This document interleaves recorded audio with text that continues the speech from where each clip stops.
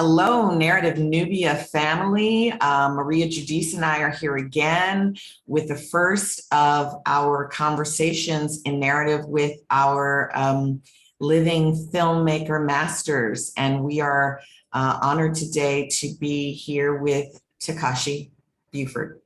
Thank you for being here with us. My pleasure. My first question to you is, who raised you? I was raised by my father and mother. My father's African-American, met my mother in Japan after the war. My mother was Japanese, ergo the name Takashi. Okay. And did you get to live in Japan ever? I came within weeks of being born in Japan, but I was actually born in my father's hometown in Birmingham. Ooh, Birmingham. Come on now. We know you got some stories. Tell us some stories. Well, no, I was only there as a baby. And so I basically grew up in Pennsylvania and DC, but I do have one remembrance from that time where I was taken as a baby to a bowling alley. And the bowling alleys were segregated then. Black folks had 2 or 3 aisles and white people had maybe 7 or 8 aisles, but it was very segregated. But what amazed me at the time, and a lot of people don't know this, and this probably was in 1954 or 55, before they had automated pin setters, it would be Black men down there setting the pins. Oh. And then people would bowl and they would stand to the side and they'd come back out. And even as a kid, I remembered that. I couldn't have been older than 3, but I remember I looked at their skin and I looked at my skin and I said, no, this is going to be a ride. Wow. And, I didn't know that. I mean, Pennsylvania, even an interracial couple and an interracial couple coming from Asia, that's huge, especially with America's bombing of Japan. It had to be a challenge for you as a kid, being othered for multiple reasons. No, it wasn't that difficult, but it was really strange because we had just ended a war with the Japanese, yet my mother was treated like a white person. She could go anywhere she wanted in Birmingham. And my father was stationed in Boston at the time. And my uncle would take my mother around. They didn't have Japanese restaurants then, so Chinese was as close as she could get. But she could go into the Chinese restaurant. My uncle had to wait on the outside. And what about you? Could she go in places with you? That's a good question. That I don't know. I probably wasn't with her. Okay. But I remember being told not to drink at a water fountain. That was a white person's water fountain when I was 2 or 3. Wow. Wow. Okay. It's just a little reeling from all of that. There's not a lot about you online. You don't have a big online presence. Is that a choice? Yeah, I'm really not into social media. I hate Facebook. And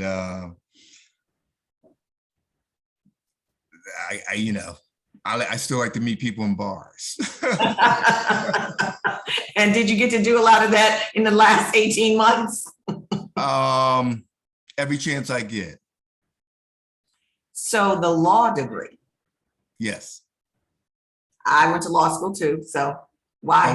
Where did you go? I went to Southwestern in San Diego. Okay. The two-year programs in the country. Yeah, I went to UCLA, and I specifically went to UCLA to try to segue into the film or music business. Okay. Probably as an entertainment lawyer, but essentially as a writer. And why law school to writer? Like, tell me how you were planning that out.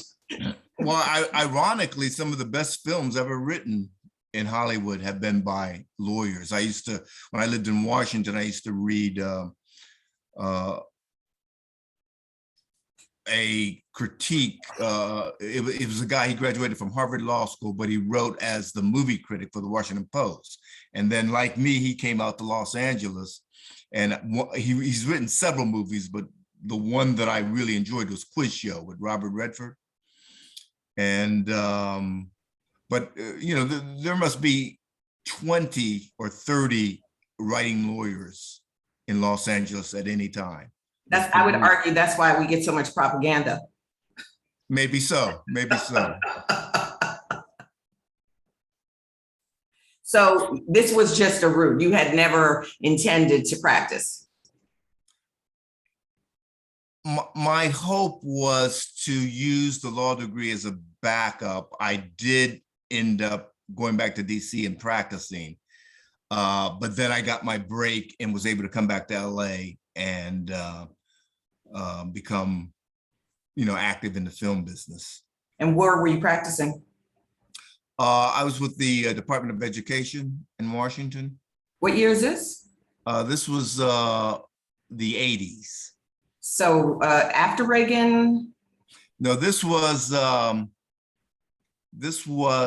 all of the 80s. So Reagan and Bush. So Reagan wanted to get rid of the DOE. So what were you doing for the DOE? Well, the Republicans never wanted the department, but the way things work in Washington is once something's established, everyone comes along. They didn't want Social Security, but it's still here. They didn't want Obamacare, but it's still here. But there's a famous woman, Charlotte Iserby, who was one of the head people at DOE under Reagan, and she wrote this book, The Deliberate Dumbing Down of America, which she ended up losing her job over because she went through and publicly revealed all these documents about how the Department of Education was, its mission was to create compliant citizens. And she laid out the whole history of how that mission worked, including that first they thought it was war. Then they realized some people would never be compliant citizens. Then they realized they had to break the parent-child bond because to have a compliant citizen, there could be no authority other than the government. Then they had to defreeze values so there could be no absolute rights or wrongs. She sounds like QAnon before QAnon. Well, she was one of the heads of the Department of Education. And so she wrote this and printed the documents that she had access to, and she lost her job, but she continued to write and speak about this. Right. And Betsy DeVos basically picked up that mantle when she became Secretary of Education. And there is this move, not to go off subject, but there is this clear pattern amongst right-wing elements to destroy public education as we know it. And to use charter schools, to use voucher system, everything to undermine the public education system. And I just don't understand that. I think we should be working hard to improve public education everywhere. Well, they know that an educated public doesn't vote against its interests. And so I think even this entire CRT attack is also a larger movement to try to end public education. If we're now saying you can't teach things that hurt people's feelings, eventually you aren't going to be able to teach anything because somebody's feelings are going to be hurt. And critical race theory is not really taught at the high school level. It actually began in law schools and in colleges, and that's what's meant. And they're just, again, bastardizing the concept to meet their own needs, which is frustrating. So what were you doing for DOE? A lot of contracting, a lot of legislative review, and some litigation every now and then. I also worked for the DC public schools, which is yet, another story. Come on, you got to tell us the story. We're creating an archive. What was it like there? We got a city with taxation without representation. Well, in that environment, there seemed to be an unspoken agreement between our middle and upper class families, white, in Washington. And of course, they didn't use DC public schools, but I did a lot of work in special education. And a lot of these kids were getting, under the federal law, full scholarships to private schools for learning disabilities and other exceptionalities. And they were basically using the federal law to take money from DC public schools, and every $80,000 that went out per student in tuition, of course, weakened the public school programs. And in DC, it was a very litigious parent population, and a lot of money walked out of the administration building into private schools that were basically a cottage industry, because they knew they could do an administrative hearing, go to get what was, then $30,000, $40,000 worth of tuition. Today, it's probably 80 to 90,000 from the public coffers. And so you were litigating on behalf of the DOE to keep from having to spend this money? No, on behalf of the District of Columbia. It was DC. Some of the money was federal. A large percentage of it was federal, but that same federal funding had to fund the in-school programs. And you can't really do that when you're writing $80,000 checks to fund private school tuitions. I'm very familiar with this, having to try to get an IEP for my own child and knowing lots of lawyers who said it was worth the $50,000 that they hired for an educational lawyer, because then they could get all of their children's services paid for by the school district, occupational therapy, every kind of therapy, all the way through. Well, everything that would be on the IEP would be paid for. And it also covered the attorney's fees. Right. So it was a no-brainer. So you had a child that needed an IEP? I had a child who needed an IEP, and I didn't have $50,000 to hire a lawyer, so I never got my IEP for my child. Well, I don't know if they've changed the law, but the law has an attorney's fee provision. So you might have had to pay a retainer, a modest retainer, but you would have, had you prevailed, would have been awarded your attorney's fees. Yeah, I haven't had a lot of luck with that. All right, so you get a break. What city were you in? I was in Los Angeles. Oh, okay. Yeah. So how do you get a break while you're litigating on the part of the Department of Education? What do you mean, how do I get a break? You said you were getting a break. You said you were working as a litigator and you got your break. Hollywood break. Oh, Writing your break. Hollywood break. Yeah. Well, before I left UCLA, and while I was at UCLA, they allowed you to take classes in another graduate school. And most of the kids went over to the Anderson School to bone up in some MBA courses. But I went to the film school. And it was there that I realized I really had to work in film, because I enjoyed watching Italian movies at 8 o'clock in the morning. And it just confirmed my love of film, and that the notion that this would be great if this was your profession and you actually got paid to do it. And so in one of these seminars I attended before I went back to DC, the guy gave us some really great advice. And he said, in Hollywood, nothing happens without the script. And you can write your way into Hollywood, and it only takes a pencil and a piece of paper. And so that stuck with me. And so when I went back to Washington, I did a lot of writing as a hobby. And a producer, I don't even think she was a producer, I think she might have been an assistant at Richard Pryor's company, optioned a script of mine.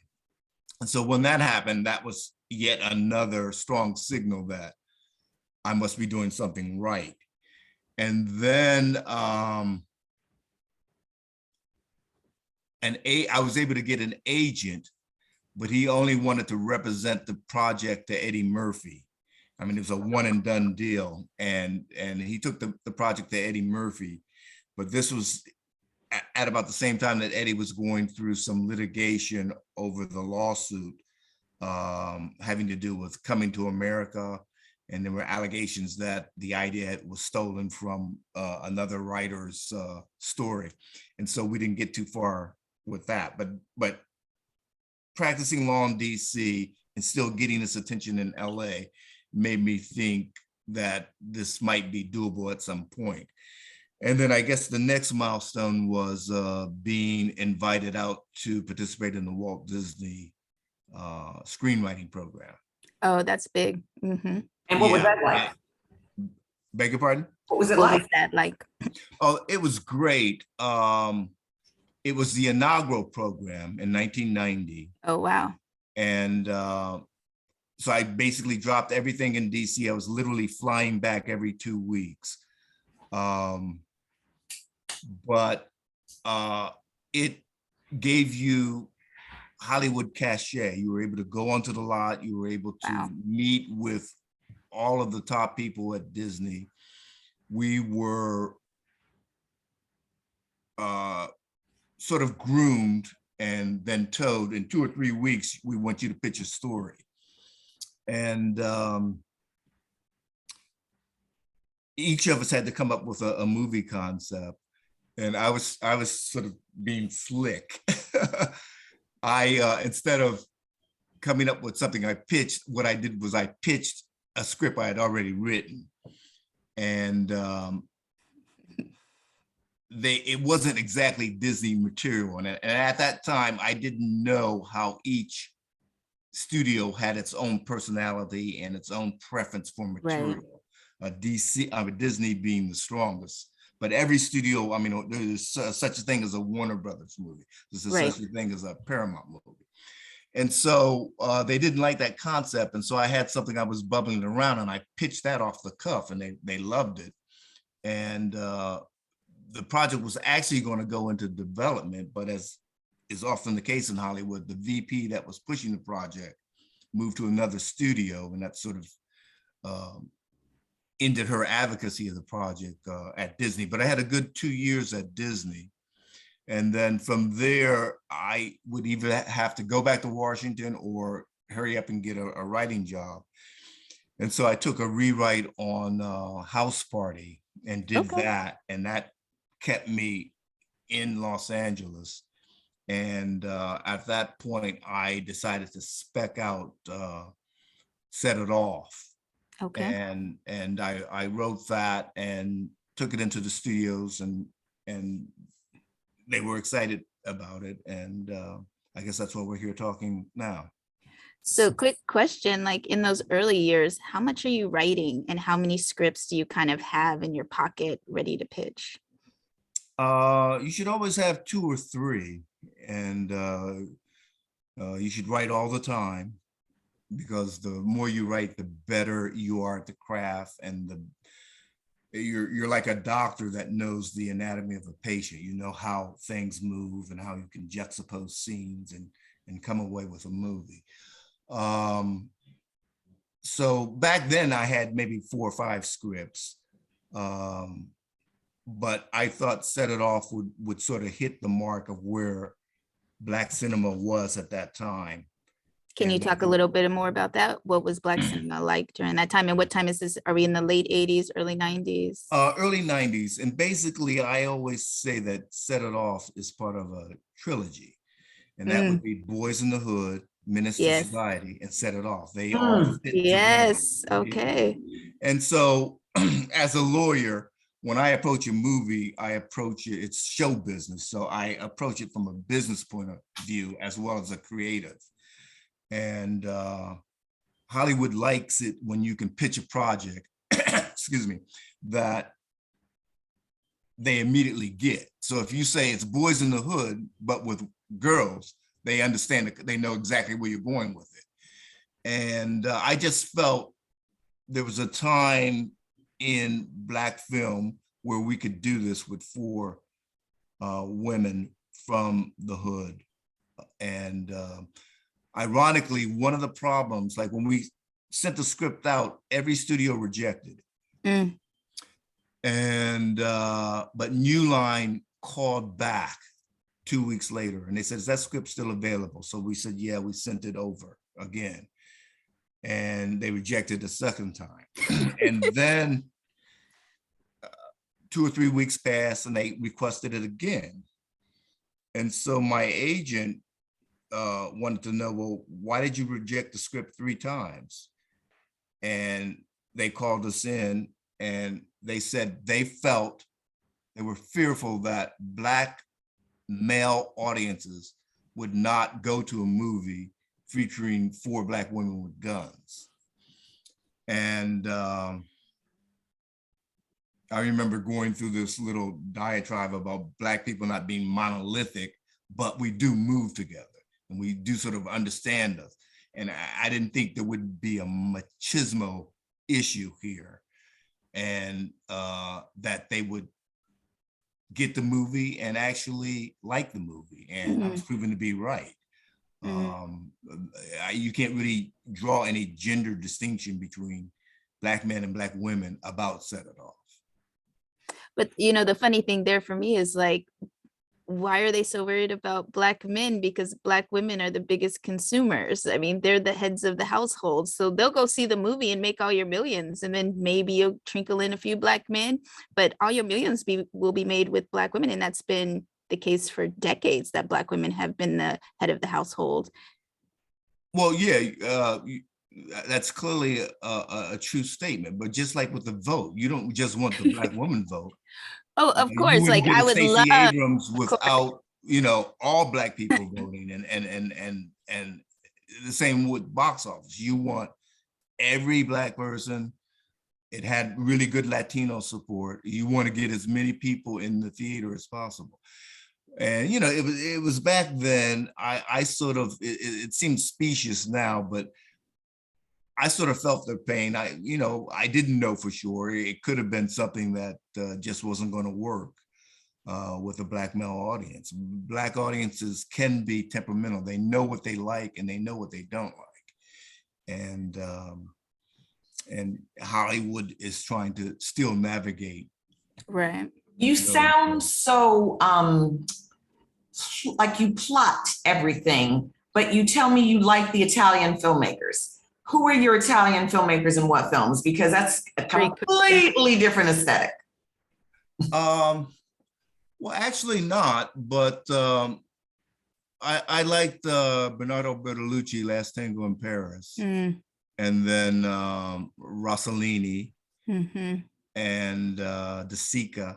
And yeah, and that film, Cinema Paradiso, I forgot who the filmmaker was, but you know, I like that. I used to think I was Italian in another life because I love Italian food, Italian clothes, Italian film. What about your Japanese side? We got any Asian horror love up in here? Well, I like Kurosawa, and sort of most of the Japanese films I've seen were from the 50s. Like Ozu. Films. Yeah, so I've sort of groomed on the samurai tradition. And in terms of the anime and the graphic novels and some of the stuff that's coming out there now, it's a little wow for me. So does your Japanese culture fit in your creativity somewhere? Where does it land? Oh, I'm sure it has a lot to do with it. It's sort of hard to pinpoint it because I've never really lived in Japan and know. But you had a mama. Beg your pardon? But your mama. Yeah. And my mother used to like to tell stories and used to like to write, or so she said. So I'm sure that's a part of the equation. Are your parents still with us? No. Siblings? They had a good run. Okay, siblings?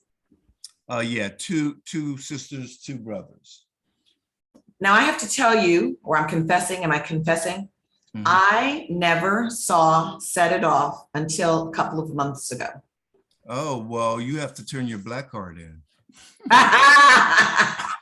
It's okay. I've only met about 6 Black people that have never seen Set It Off. Well, I saw it. And so tell me how you came to be one of those that have seen the 6. So I mean, where were you in 1995? okay, 1995, I was in the worst period of my life. I was going through some Best time to see a movie. hard stuff. Yeah, I was not seeing movies.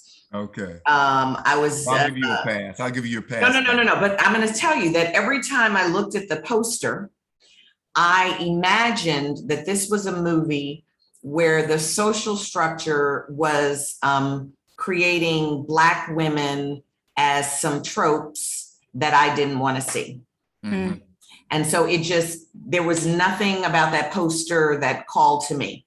And then I was telling a friend a couple months ago, I said, I want to write a movie really about, it's about women, children as underdogs and finding a way for them to win. Mhm. And someone suggested Set It Off. And from like 5 minutes in, I was like, oh my God, how could I have never seen this movie? I went online, I bought a copy of the script. I was blown away by the fact that in each scene, like in a matter of 1 minute, I was connected to these women. I knew them. I was rooting for them without any of the quote, save the cat tropes. And I was really interested to see in the script, which as I said, I bought, I had to go search it online and find a place to get the script to see what was on the page that emotionally got me. Right. Well, what poster were you looking at to come The up with? 4 faces, just those 4 women. Really? Yep.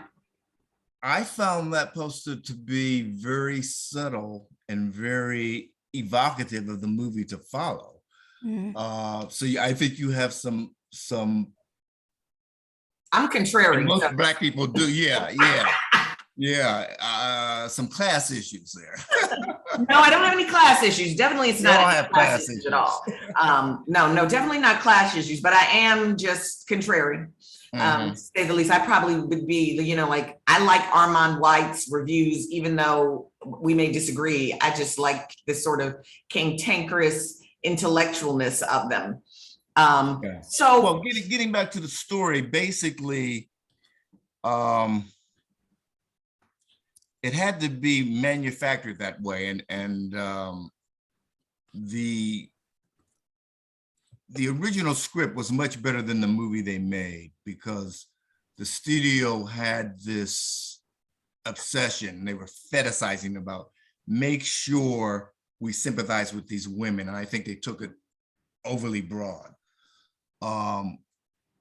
What I needed to do is what every screenwriter needs to do when their characters, their protagonists are criminals or committing crimes. You had to make them sympathetic.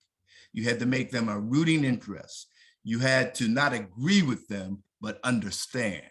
And I think with the Black community, that worked. And you go to see a film like Set It Off, but you're probably not always cognizant of the emotional manipulation, because every movie is a sleight of hand trick. Of course. And so what I was trying to do was to toy with your emotions as they relate to these women and as you traveled with them through this journey. And a friend of mine, she was, she went to Howard after me, but same school. And her mother was Doug Wilder's wife, the First Lady of Virginia. And so she had to be about 65 at the time. She saw it with her daughter, and they both, regardless of the age and the cultural difference, could still relate to it. And that was a sort of universal pulling of the heartstrings that I wanted to create for the film, so that no matter where you were in Black life, you could still relate to these characters. And I think you exemplify that. Now, what you're talking about with this protagonist that you don't agree with, but you understand, to me, that is such a South Korean aesthetic. So I would say that unbeknownst to you, that came in through your Asian DNA. But you also just seem like you are meticulous about crafting it. So tell us some of the ways you do the sleight of hand to get us doing this, because it feels like you think it through. And as a writer, that is always what I want to do. I want to take the viewer on an emotional ride. Just as they think they won, I want to snatch victory from them. And just as they think they've lost, I want to give them, So how do you do that? Well, I mean, it comes in sequential steps where, when I'm asked this question, I always get confused because I've got 20 versions of the script in my head. And I've been to seminars where I'm talking about a scene and it's in my head, but it wasn't in the movie. So the people don't really know what I'm talking about. But basically, the Stoney character goes through a series of bumps, and all of us can relate to hard times in life, right, and the inability to get it together.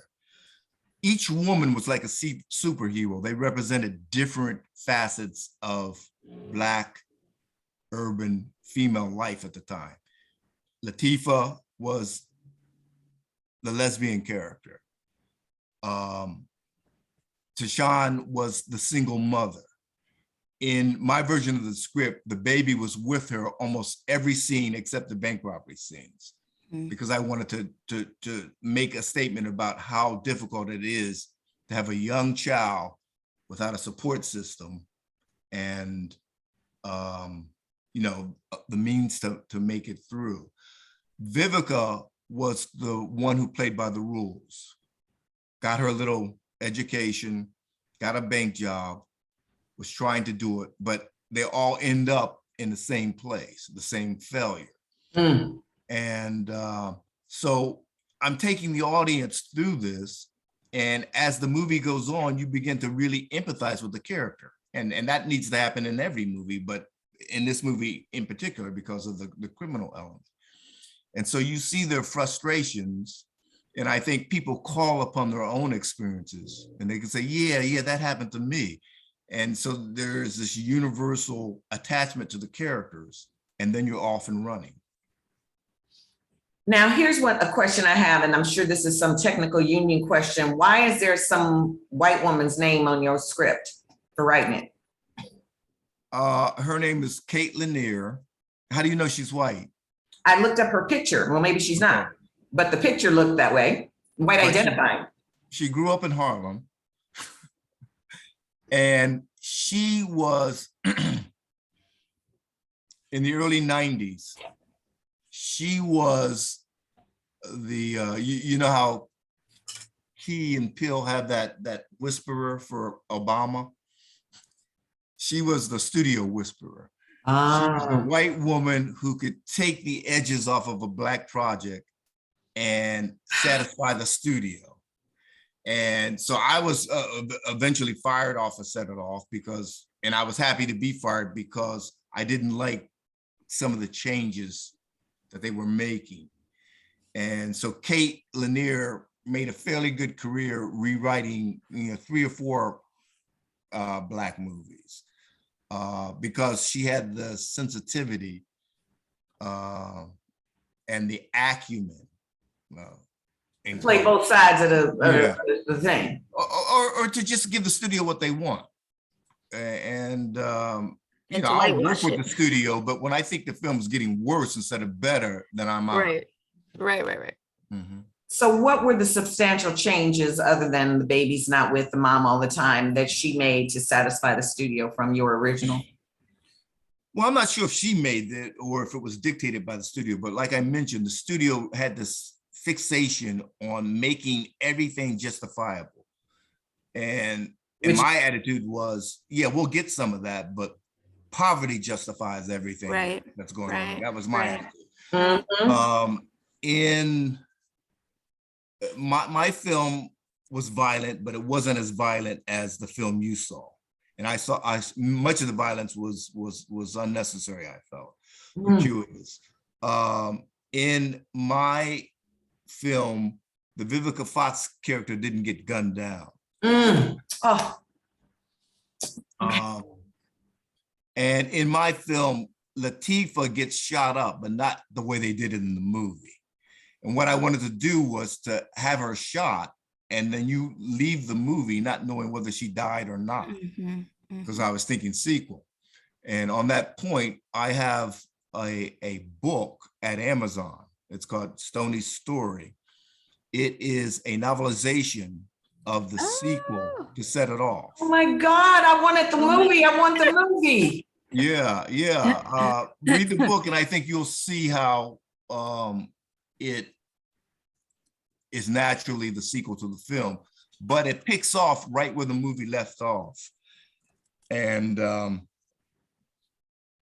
it tells the full tale, because, you know, at the end of Set It Off, there are just so many additional questions as to what's going to happen next.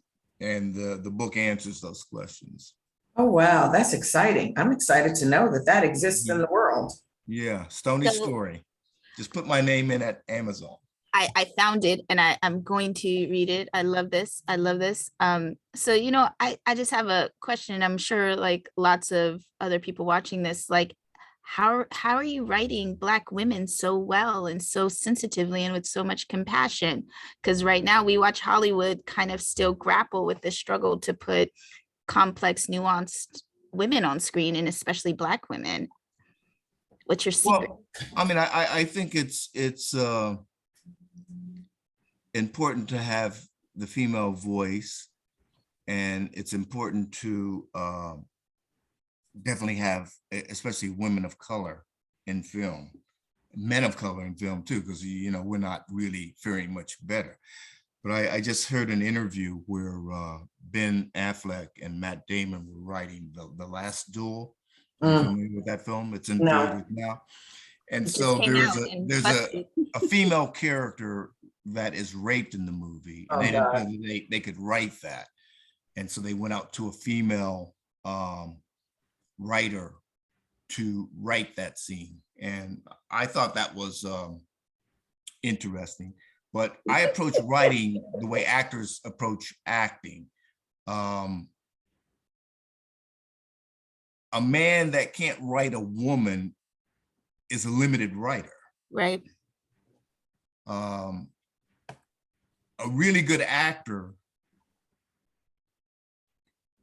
can play a gay character in one movie where you think he's gay. In the next movie, you might think he's racist. In the next movie, you might think he's mentally retarded. I mean, they just inhabit the role. And not all actors can do this, but really good actors can just make you forget that you're watching a performance. I was at a meeting at Showtime, and they had this big poster of this Jimi Hendrix movie that they were going to do. And the actor that was playing Jimi Hendrix was Wood Hayes, and from The Wire. And great actor, but I said, he doesn't look anything like Jimi Hendrix, you know?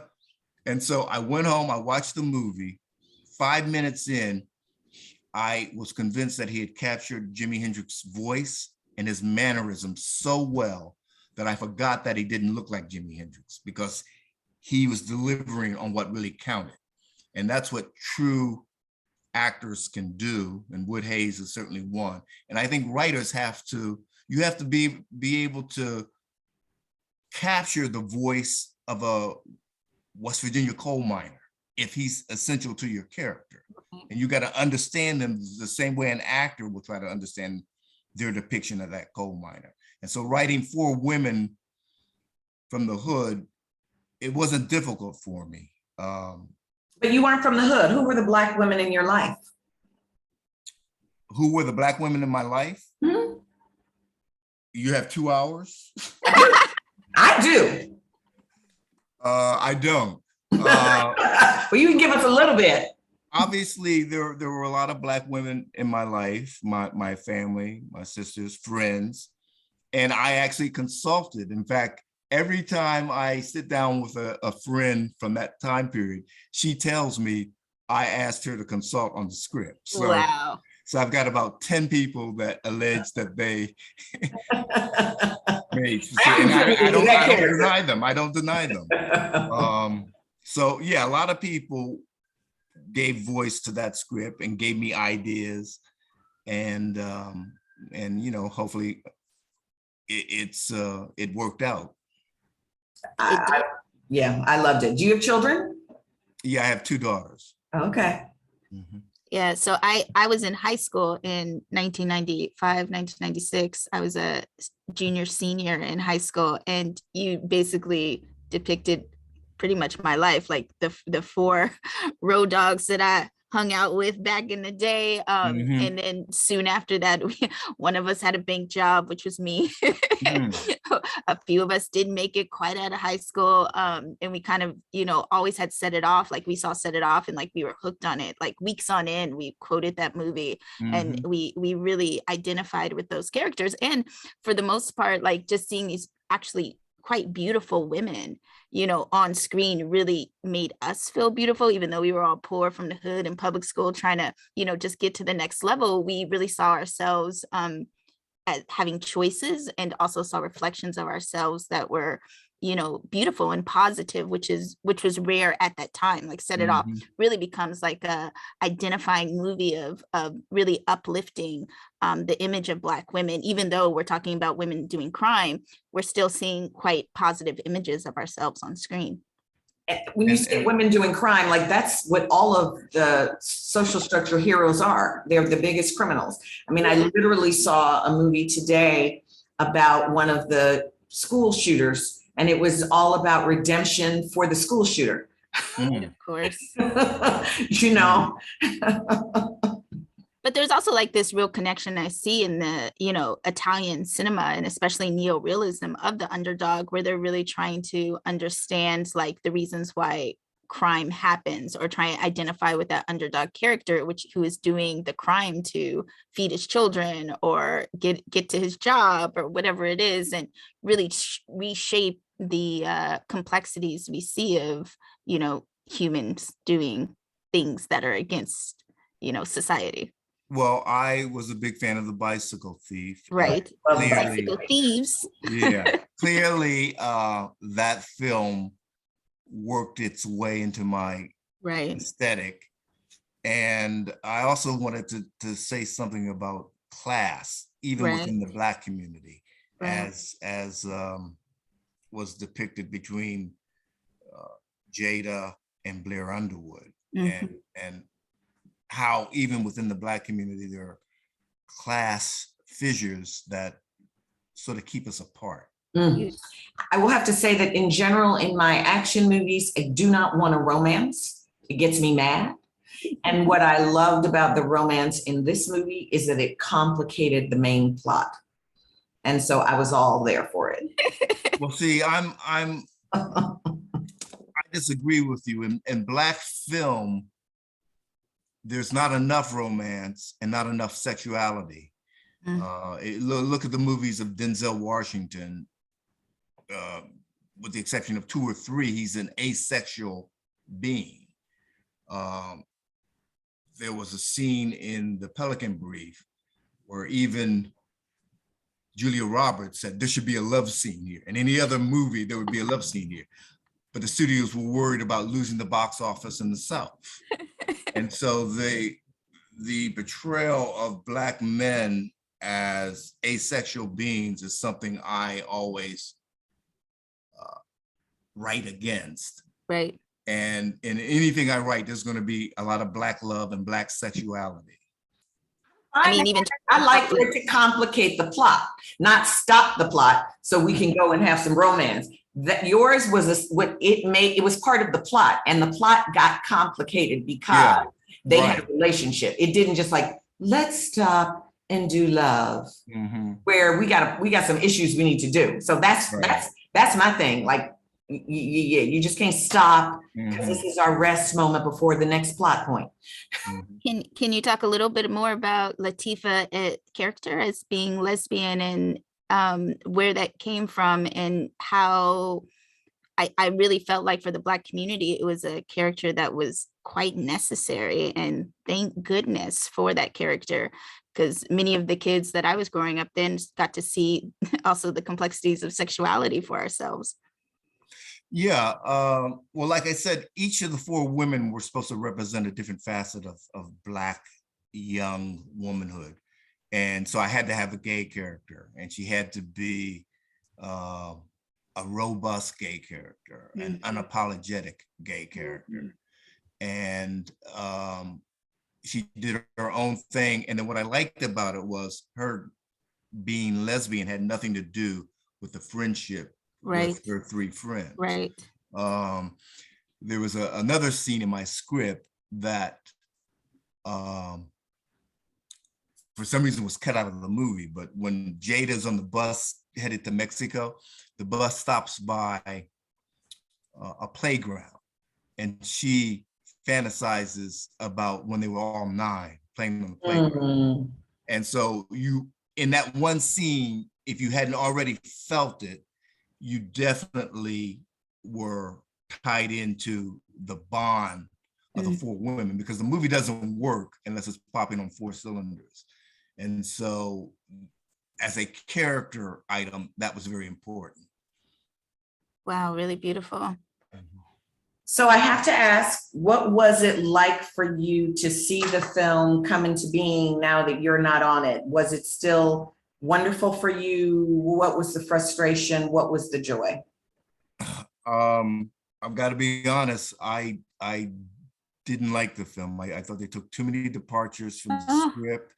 I think my film would have made more sense. It would have been still action film, a little less violent. And, you know, I've mentioned 2 or 3 of the scenes that were cut that I felt should not have been cut from the film. And there were 3 or 4, like the opening bank robbery, that didn't make any sense to me.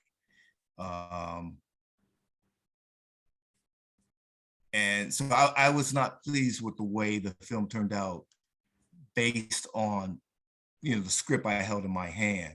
And I also feel everyone who likes Set It Off would have liked my version even more. But I think some of the things that were shortcomings of the film would have been alleviated in the original script. Like what? Well, like I said, there were 2 or 3 unnecessary scenes of violence. The killing of Vivica Fox made absolutely no sense. In the script, Vivica has a chance to escape, but she knows as long as they're looking for her, they're not going to release the bus that she knows Jada's on. So she surrenders so that the police action is ended, and they open up the traffic and Jada's bus leaves on. And in my script, they look at each other, one parting glance. But and there you get to build tension, whereas in the film, Jada's running, they shoot her down. Where's the tension there? And at that point in the film, we've seen enough gun violence. And I like stylized violence that has a meaning. I don't like gratuitous violence that has no place in the film. So that's one example of how my script would have made a better movie. Were there any conversations that you had with the director of Gary Gray? We had conversations. I worked with F. Gary early in the process, and then Kate Lanier was the writer thereafter. I see. Yeah, I was off the booty call. So what's your feeling on writers? Like, how do writers get more autonomy in their work and more control over their work when it hits the screen? Are there any things we should be, you know, fighting? I mean, obviously there's things we should be fighting against, but what practices can we do to have more control over how our work is ends up in the frame? Well, direct. that's a direct answer. Yes, one word, because the writer just doesn't have that much power. We have a very strong militant union that I'm proud of, but they can't get into that area because basically when you sell the script, the studio owns it. Yeah. And they basically can tell the writer to take a hike after you've, cashed that check. And so all of the creative decisions, the writer can try to politically maintain his script, but you have no actual authority to do that. And even directors, I mean, they get beat up pretty badly by the studio sometimes too. So you just have to, fight the good fights. You can't fight every battle, but you try to maintain the integrity of the film. What is the passion project that you want to get done before you ascend? I've got 3 or 4 scripts that I'm interested in trying to get some financing for. I'm trying to raise independent money and become more entrepreneurial. Okay. So I'm working in that $3 to $4 million arena. Mm-hmm. And I think you can tell a really good movie for $4 million. I think Get Out proves that. Mm-hmm. That could become a box office bonanza. And so I've got a movie. Did you ever see, it was a 1982 movie with William Hurt called Body Heat? Yes, Yeah. of course. That script just reads like, yes, it's fantastic. It's a great Yeah. script. Yes. Yeah. Okay, so my film, it pays homage to Body Heat as Okay. Body Heat paid homage to Double Indemnity. Yes. So it's not like it, but it's sort of the same DNA with an all-black cast. Yes, I'm here for it. And for you, very sexual. I like sexual. But it's not related. If it's about sex, let's be about sex, but not if it's about like get the money and run and live. Don't stop and have no love scene when we got to live. I miss those 80s sex scenes. They don't make sex scenes like they did in the 80s. Exactly. Like it's the whole movie be sexy. Right. Well, wait a minute. You're too young to have seen that movie. Oh no, You no, must no. have seen it on TV. Oh no, no, no. I had parents that, basically never came home. So I got to watch I wanted to watch whenever I wanted to watch it. Yeah, right. All the cable channels, Mhm. But yeah, great. I'm a big fan of Body Heat. And I'm also a big fan of like 80s movies. And I also think like movies should be made cheaper right now. I just think there's an opportunity to be making cheaper films and more films instead of more expensive films and less films. Exactly. Well, I think about these things a lot, this money aspect of it. And, I've been doing some conversations with lawyers and people about, how does the tax thing work? And so what you're looking at is, if Netflix takes in a certain amount of revenue and they don't want to pay taxes on it, they've got to expense it out. And so they expense it out to their friends. So this friend gets X number of millions of dollars to make a project, maybe doesn't take that, but it's a tax write-off. And then you or I, who aren't their friends, they'll give you $2, but they have to expense that money out. They cannot have this whole pile of money that is a profit, because if they have a whole pile of money sitting as a profit, then the government can just come pick it up and take it for taxes. Well, no, it's a little bit different than that. Okay. Netflix gets about 1.2 billion a month in worldwide fees. I was in Nigeria a couple of years ago, and Netflix over there has an amazing library of African films. So they're getting money everywhere. They're also very big in India. They're big everywhere. They have a lot of cash, but they're also in a game of attrition with HBO, with Universal, with Warner Brothers. Netflix will buy a project just to keep it away from HBO or Paramount. And so you have the studios, you have Hulu, you have Disney, and all of the streaming services, and they're in a trench war right now. And 5 years from now, there's probably only going to be Apple and Netflix and maybe Disney. Everybody else will be gone.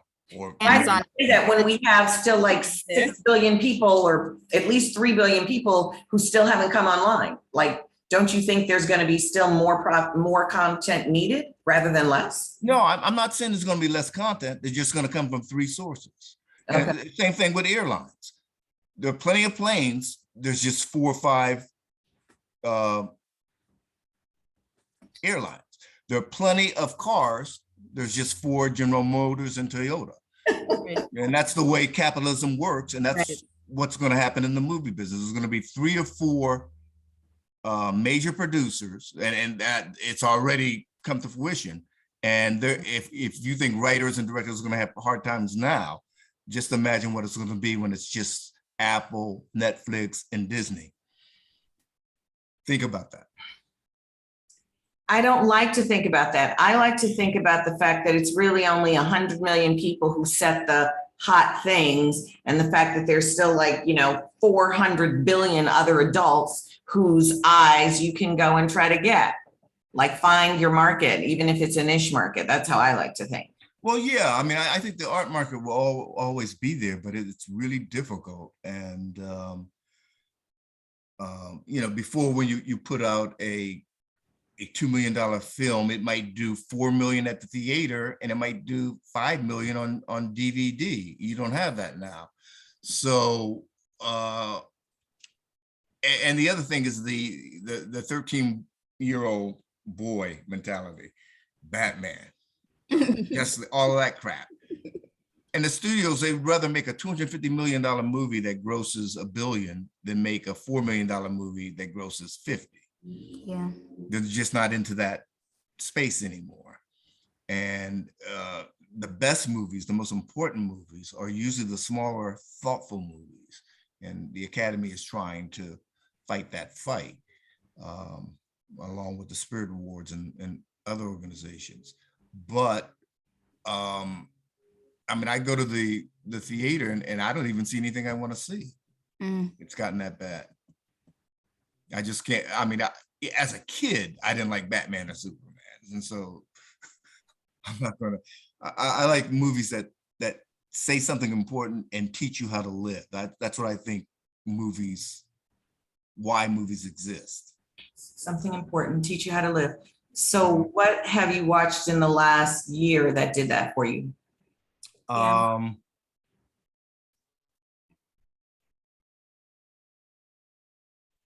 There is a movie, it's not a new movie. It's George Clooney, The Ides of March. And it was just about hardball Washington politics. And it taught you a lot about how things are done in America politically. There was another movie with Brad Pitt. And at the end of the movie, he comes into a bar, and Obama is giving his first speech as president-elect. And he listens for a while, and then he tells his friend at the bar, he says, "This guy's got it all wrong. America is not a country, it's a business." And I said, a truer statement has never been articulated in motion pictures. And that's, I didn't read that in a book. I got that from a movie. Yeah. And I believe that to be true. Yep. And I think if you don't, you have a very Disneyland view of America. And 10 years from now, that statement will probably be even more profound, because we're still gravitating towards business is just getting better. Yeah, it's a business, it's not a country. Right. And so you can learn a lot from the tidbits of screenwriters in movies.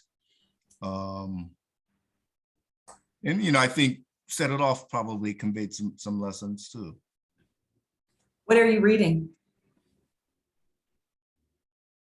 In terms of screenplays or books? I just started Obama's book, The Promised Land. Why? Because he's such an eloquent writer, and I don't really like to read Washington-based books, maybe one a year. But he's such a good writer, and so I'm looking for it. I'm literally on page 2 or 3. But I also read recently a book that gave you the entire story of the film Chinatown. Mm. And Chinatown's one of my favorite films, and getting all of the backstory and learning all of, and those writers were having problems too. In fact, Robert Towne, the writer of the film, hated the film. And most people in Hollywood tout it as the best film ever. And I agree. It's not Citizen Kane. I think it's Chinatown. And It's an a amazing perfect movie. Yeah, it's a perfect movie, but the script like is so next level to like study Robert Towne and see the way that he takes his turns and reveals this like really amazing. It should be a film that everybody. Yeah. But I gotta say, if the director himself didn't like it, how y'all gonna say, "Oh, you did so good"? He's like, "That's not me. That's some hacky people, editory people doing something." No, with what I do." the writer there's didn't also like two it. versions. Oh, sorry. Okay, because I'm and- like, and- whoa. The director, Roman Polanski, having done an analysis of what was in Towne's script, because Towne was passionate about LA and the time period, and his passions often went to things that you just can't put in a movie. Mm. And writers tend to do that. And Polanski did a good job at keeping the focus and the narrative drive of the movie going forward. And a lot of the stuff that was taken out had to do with additional romantic links in the film that you wouldn't have liked anyway. This just came to me because I think your mind is so cool. Maria, you want to ask him? I want to ask him his thoughts on if he's seen any of the films we've been discussing, like get his thoughts on our 10 of 10. Oh, interesting. Sidewalk Stories, that's the one we just did. You know that Sure, one? we just watched Sidewalk Stories. Have you seen Sidewalk Stories by Charles Lane? Charles Lane, Yeah. that's a new film? Oh, No, no. it came out in the 80s, I believe, like 83. It takes It's a place black in and New white. York on Yeah. yeah. Yeah. I saw that in the theater. It has a lot of the neo-realism kind of feeling to it, has a lot of Charlie Chaplin feeling to it, Right. about poverty and homelessness and a dad.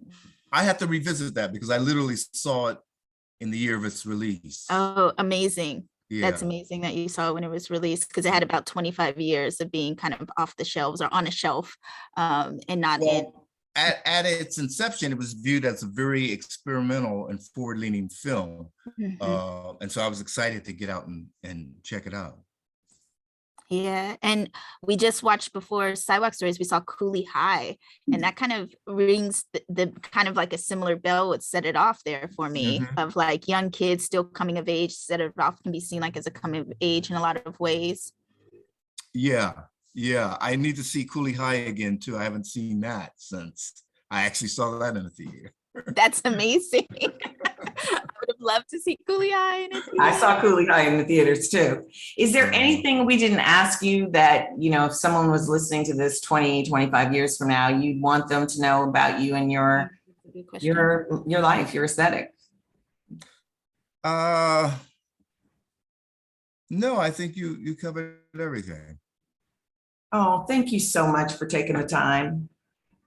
Oh, it was a pleasure. It was a pleasure. Thank you so much. It was so good to hear your stories and just even get a little bit of energy, writing energy from you. So us writers can go back to the page and make good work that, equals Set It Off and all the other stuff. And I'm going to read this book. Read the book. Oh yeah, I'm going to put the book in the book club. I'm going to put the book in the book club. I'm sure you'll see a big bump in sales because I'm going to post it as soon as we get off and tell everybody. Right now, read the book. let me tell you a little bit about the book. At one point, Issa Rae had been commissioned to write the sequel to Set It Off. Okay. And I had some communications with the studio, and so they were aware of the story angles I had. So I wrote the book quickly during the pandemic to foreclose the studio from using any of my material. Oh, good. I love it. I love it. So if they're going to do a Set It Off 2 without me, it's got to be away from my material. And as a result of that, the book's not edited. I wasn't able to get it edited. So there are a few typos in there, but it's still a good read. And if you're a fan of Set It Off, you will really love the book. That's amazing. I love this. And I love please it too. reach out and let me know what you thought when you've had a chance to read it. Absolutely. Absolutely. Thank you so, so much. Oh, thank you. I've enjoyed this. Have a beautiful, beautiful day. Okay, guys, I'll see you.